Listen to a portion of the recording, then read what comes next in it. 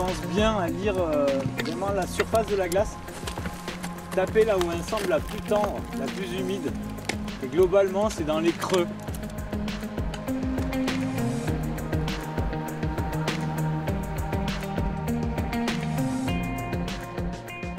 Capable de grimper les plus hauts sommets du monde depuis plus de 40 ans, le groupe militaire de haute montagne, le GMHM, a également pour mission de faire partager ses expériences pendant des stages de franchissement. Et c'est à Chamonix que ces experts de la haute altitude ont accueilli pendant une semaine l'unité d'élite de la 27e brigade d'infanterie de montagne.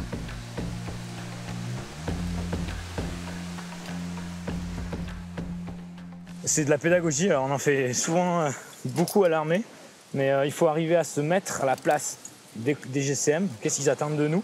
De trouver le site qui sera adapté à transmettre nos techniques. Donc ici par exemple on a trouvé un site qui était tout à fait adapté. Donc nous on doit faire en sorte de les accueillir, qu'ils soient rassurés, qu'ils soient entre nos mains, les faire franchir et ensuite qu'ils aient la tête tournée vers leur prochain objectif qui est le combat. À droite on voit de la glace. Okay. Et là en bordure de verticale de glace on voit que ça a été piétiné, c'est la partie la moins raide. De ce côté, moi au côté. Et un peu on fait au feeling pour la tyrolienne.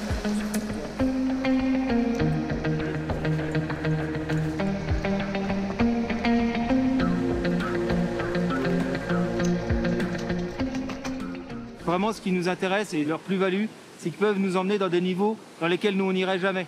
Et ils nous emmènent en toute sécurité, ce qui nous permet, nous, vraiment, de tester, de franchir nos limites et de pouvoir, à l'issue, comme au jour d'aujourd'hui, sur des degrés de difficulté moindres, nous affranchir complètement de la peur et du souci du vide. S'affranchir de certaines craintes, gérer le froid, procédures de sécurité à mettre en place devant un passage vertical, des conseils techniques et non tactiques, comme le confirme le commandant Pierre Sancier. Nous, on est leur référent en montagne, on va dire, parce que c'est vraiment notre domaine d'expertise. Donc on est là pour les conseiller, pour les former et pour les accompagner dans leur prise de décision. Le but, c'est que ce soit eux qui mettent en place l'équipement de passage. Nous, on est là en soutien et pour vérifier la sécurité de façon globale sur l'extérieur. Cette semaine-là, elle sera très bénéfique pour nos futures missions, que ce soit des missions hivernales ou des missions autres, comme actuellement on fait au Mali.